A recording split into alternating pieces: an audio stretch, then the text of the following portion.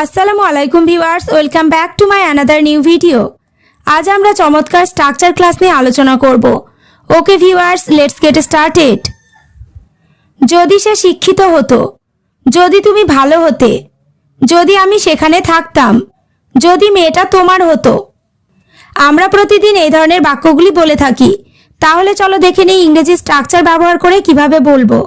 এবার আমরা দেখে নেব স্ট্রাকচারটি। If plus subject plus had been plus adjective অথবা নাউন। যদি হতো অথবা হতাম অথবা থাকতাম, এই অর্থে স্ট্রাকচারটি ব্যবহার করব। এবার আমরা কয়েকটি এক্সাম্পল দেখে নেব। যদি সে শিক্ষিত হতো, if he had been educated.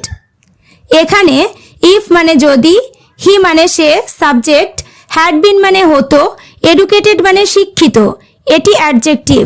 If he had been educated মানে যদি সে শিক্ষিত হতো। পরেরটা, যদি তুমি ভালো হতে, if you had been good. এখানে ইউ মানে তুমি, হ্যাড বিন মানে হতে, গুড মানে ভালো। If you had been good মানে যদি তুমি ভালো হতে। নেক্সট, যদি আমি সেখানে থাকতাম, ইফ আই হ্যাড বিন দেয়ার। এখানে আই মানে আমি, হ্যাড বিন মানে থাকতাম, দেয়ার মানে সেখানে। ইফ আই হ্যাড বিন দেয়ার মানে যদি আমি সেখানে থাকতাম।